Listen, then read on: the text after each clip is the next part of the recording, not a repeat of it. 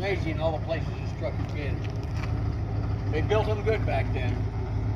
Might not have air conditioning, but by God, it'll run, and almost with a rock and baling wire you can keep things going on it. Before they got high tech with all these fancy electronic stuff they do in the new trucks. What year is this truck? 1966. Did you say that in the first video?